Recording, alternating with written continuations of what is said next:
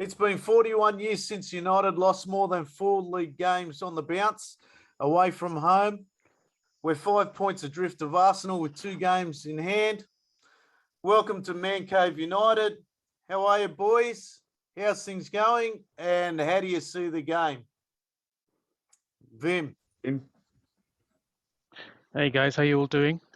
Looking forward to tomorrow's game. I'm hoping we'll probably have a similar lineup as we did against Brentford. It seemed to be a team that worked, a team that gelled, and they were all going in the right place, in the right direction. I think we all know we've had underperformers this season. We won't mention any names because that's not what we're about. It's all about being positive and looking ahead, looking forward to a bright new season under the revolutionary Ten Hag. So I'm hoping Ragnick, and I know they haven't been playing for him, he picks a similar squad. And I hope he picks Matic and Mata, and they can bow out with their professionalism and give Brighton a good game, who have also had, who actually have had a good run of form. What do you think, guys? Yeah, I tend to agree. I think, look, top four, it's gone. There's like a 0.5% chance that we can make it. I think that's out of our hands now, and we need to solidify and make sure we get a spot in Europa League. So I think, what's that, 2 games remaining, both away from home. Brighton's not an easy beat. They disposed of Wolverhampton last week 3-0. And we know, and that was at the Molineux as well, I think. Tough place to go. We struggled there early in the season with a 1-0 victory against Wolves, and they've beaten them 3-0. So for us against Brighton, it's going to be a tough fixture because Graham Potter he's got his players well tuned.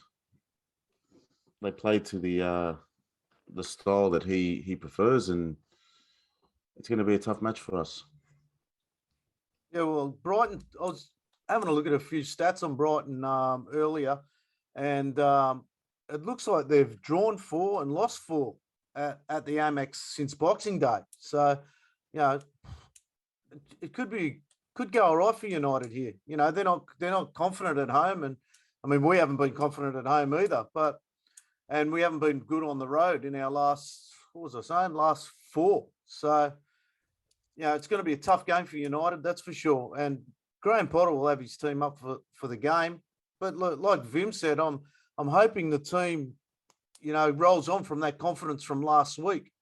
And you would think that Mata and Matic would start the next few, this weekend after the performances they put in. So, I think there might be a couple. I don't know if there'd be any younger players on the bench as they've got the Youth Cup coming up on Wednesday in UK time. So it'll be a very interesting bench, that's for sure. What do you reckon there with the young players coming through? You might have a couple of the 23s on there, that's for sure. That's true. Yeah, I agree. The younger players, the academy players, they should be saved for that youth cup game. I think Garnacho is part of that team. Is that right? Yeah, well, he's part of the 18. So you might have a couple of the 23s maybe on the bench. So yeah, and I reckon that the bench should be full of the stars that have. Well, I can't call them stars really at the moment, but it should be full of the A team that. The first team that have been, in the 21-man squad that Ragnick has deployed this season, and really it's about fighting for their place. Who really wants to be in this team next season? We know that changes have been made throughout the organization. We know critical changes have been made in management. So really, who wants to stick around? And I think the last 2 games should be auditions and to show where the real hunger is with these players. Who wants to stick around, who wants to be part of this project, because that's what it is now. It's almost coming to an end of an era with our current for our past 10 years. We've had various change of managers, various styles of football. A lot of older professional players are bowing out and leaving the club, so it's end of an era. Pogba, Mata, Matic all going. So I think we're going to be looking at new, vibrant young players coming in and which of the existing squad is going to fit into that. So, the bench, I think, is critical. It's going to be an audition for everyone, really. I don't see much of an audition. I think, like looking ahead to next season, I think Ten Hag would already have an idea of who's staying, who's going. I don't see this much of an audition. The race has been run in terms of, auditioning for your spot next season. What, this is match day 36, 37? 37. 37 games. And I don't see the reason now that they're going to audition for next season, that they're going to decide to pull their finger out now. You've had 37 games to do it. Do you think Fred will come in for Matic for this game? He's back training again. I don't know if he's going to be, if he's been declared fit. I'm waiting for, I think there might be a press conference tonight. Ralph usually does a short one tonight. I read this afternoon Maguire and Wan-Bissaka are back training again, so they might be inclusions, or at least have some part. I can see Maguire maybe off the bench because Varane and Lindelof, they played well against Brentford, kept a clean sheet, which is always a plus. I don't see many changes. Like Matic, can Matic play 2 games in a row? Yeah, you think it'll be De Gea, Dalot, Varane, Lindelof? They're your who you got there? Suspect. What about and Tellez?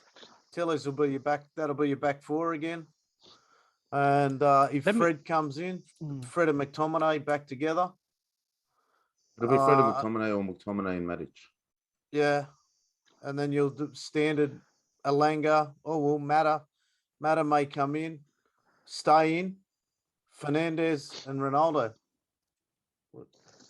Let me ask you a quick question, guys. Just your opinion on this. Yeah. So you're part of this club. Imagine you're a Manchester United player for this season. You've been playing for this club for, I don't know, several seasons, but you feel you've become disillusioned with the way things are running, the transfer policy, the style of football, the management, the split dressing room. And so you tend to lose hope. Players like Rashford, they've kind of dipped in form, perhaps, the weight of expectations been troubling. Bruno's dipped. Lots of players have dipped. Ronaldo's remained a professional and he's tried his hardest. Cavani's checked out. Various other players have checked out.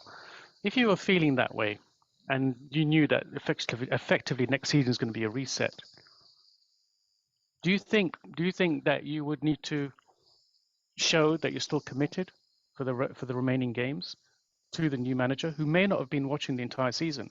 He may have just started watching intently since he was offered the job. But that's what I'm saying. But that's what I'm saying. They knew when Ollie was sacked and Ralph was appointed interim that there was going to be a new manager next season. So why are they only deciding to pull their finger out now? And to be like, if they're disillusioned, first you have to accept that you're disillusioned. You can't just like click your fingers and it's going to just check switch out. Yeah. No. Why do you think we did get that win against Brentford on 3-0? What do you think was different? I mean, do you think that was just, a one-off game, or is it because we changed the formation? Is it because we put Basha in the middle? Why do you think that we did perform like that when we did, and it didn't happen 6 months earlier, where we could have been fighting for top 4 and cemented our place? Look, I think there was a lot of hype around Matic and Mata, that's for sure.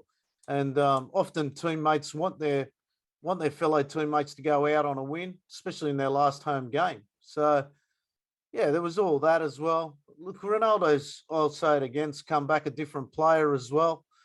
And it's like, not that Ronaldo needs to audition, but, from what we hear about Ten Hag, he takes no prisoners. So Ronaldo's obviously building and feeling he wants to be a big part of this squad next year and wants to lead the side forward. A big question now for next year is who's going to captain the side? Who's going to be that leader next year? Is Bruno going to still lead the side? Is Maguire still going to be hanging around? Is Ronaldo going to take the armband? Will Ronaldo come off the bench? one thing we know is Ten Hag loves his youth players. So, Alanga's going to be there. Your Sancho's are going to be there.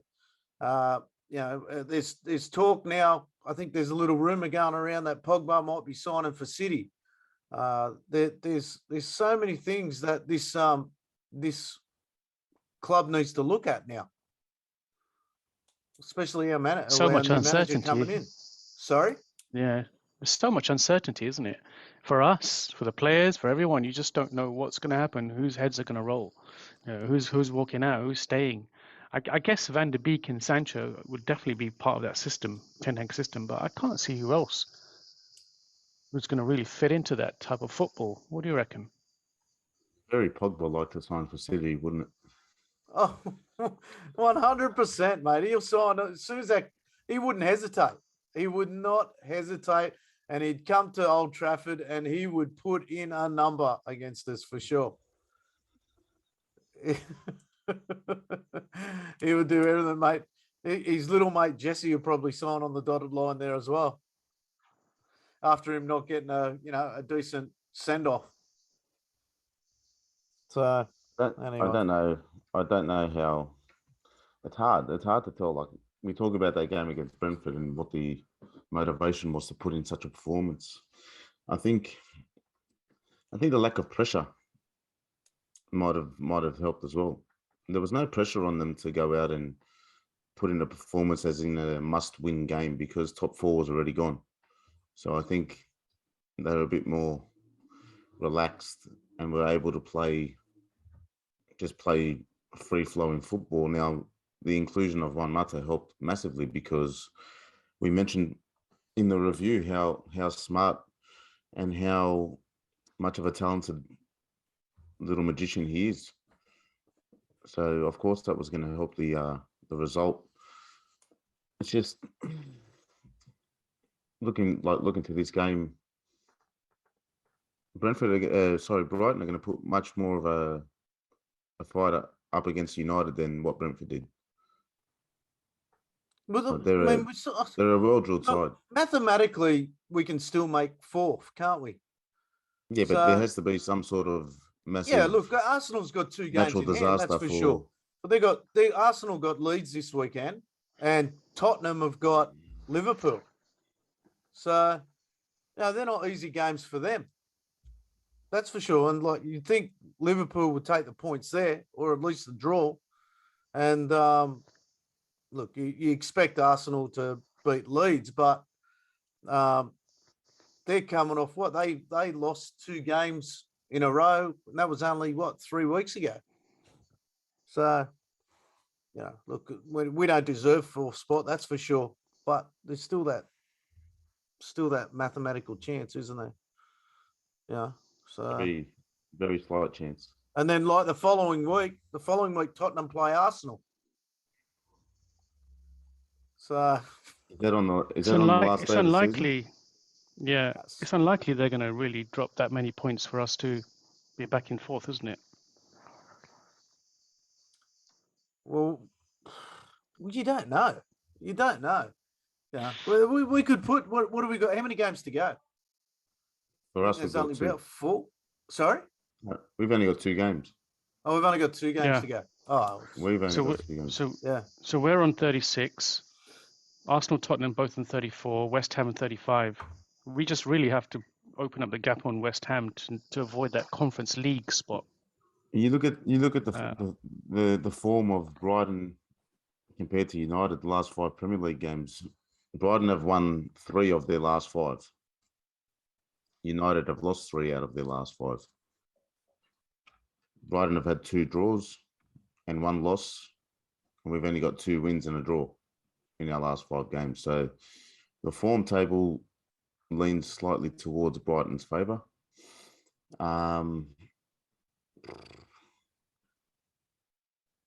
We beat them 2-0 at Old Trafford in February, which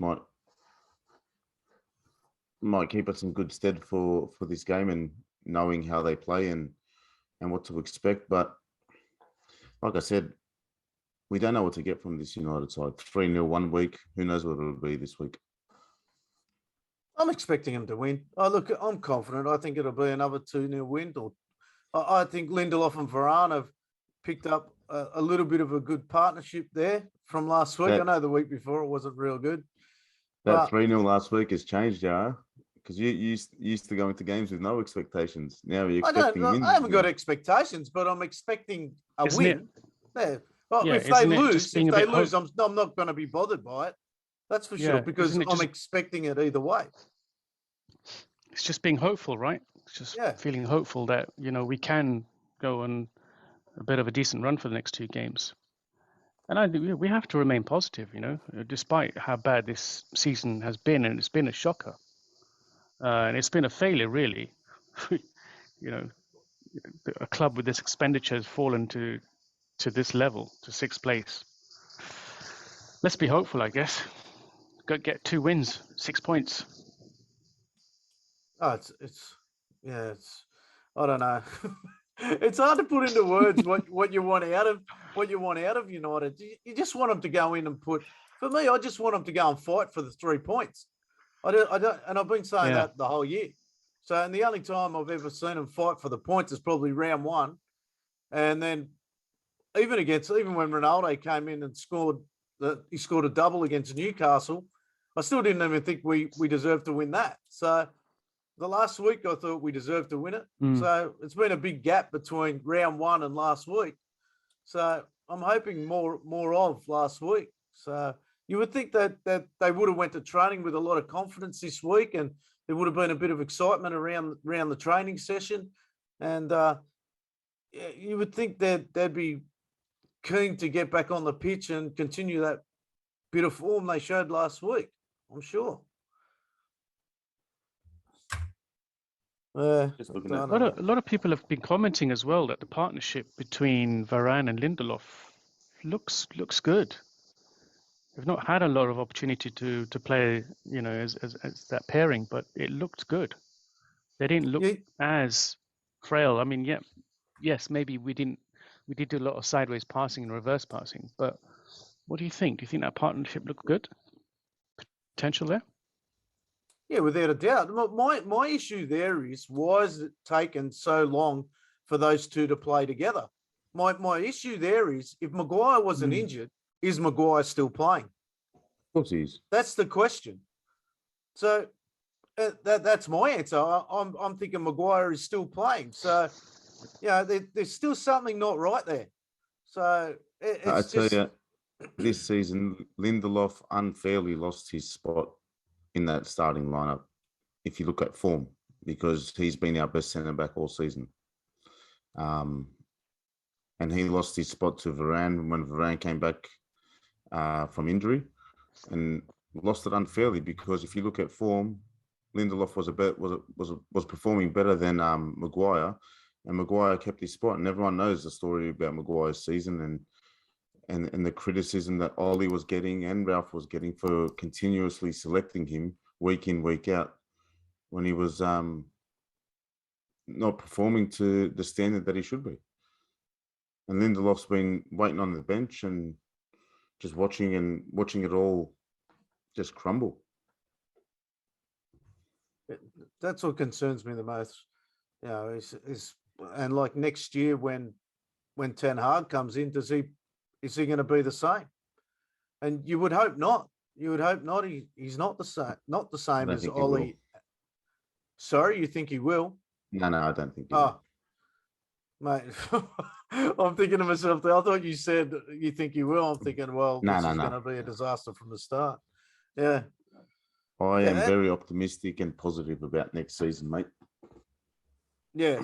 I would love to see him thrown to the Wolves, to be honest with you. And I would. He doesn't deserve his spot. He does not deserve his spot. He's so technically inept. And, Varane and Lindelof have got to be given first chance.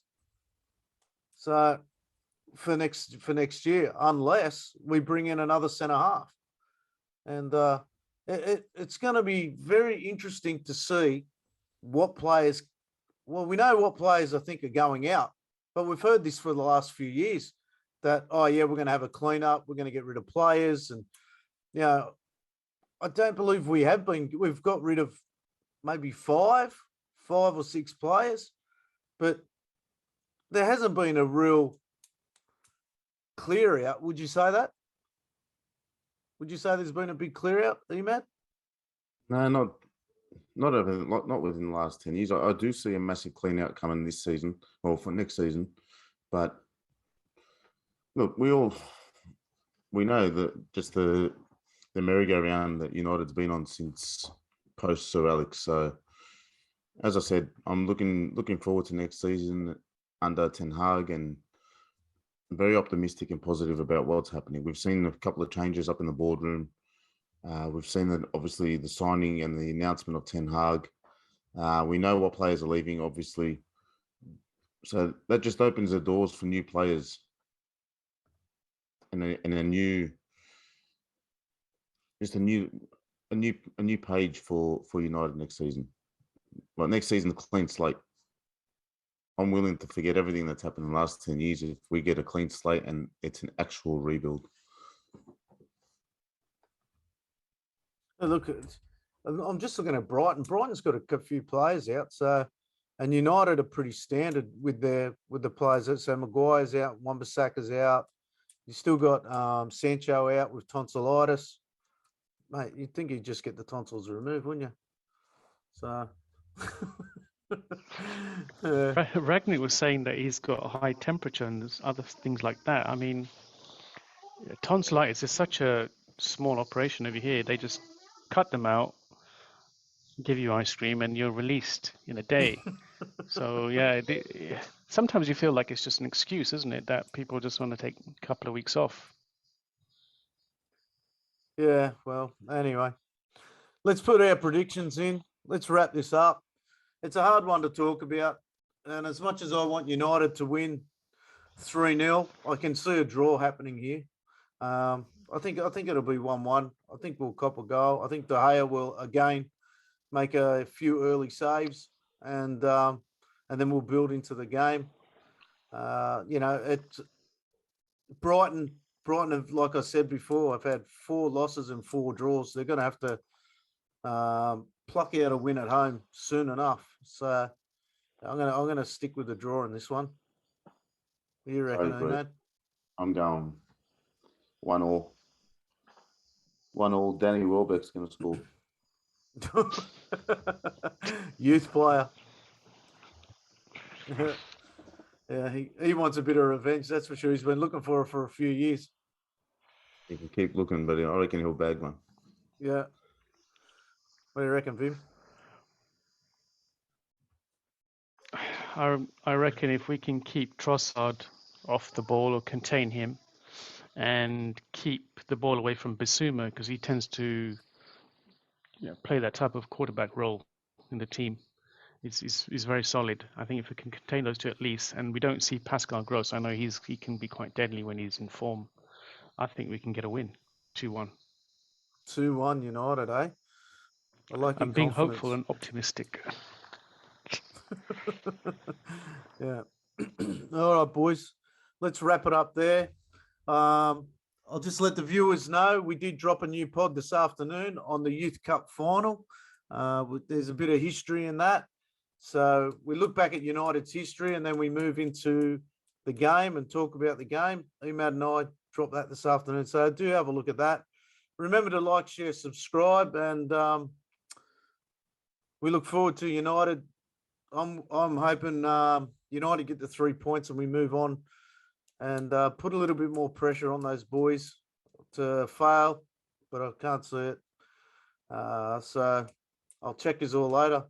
See you, boys. Later. See you, Adam. See you, Vim.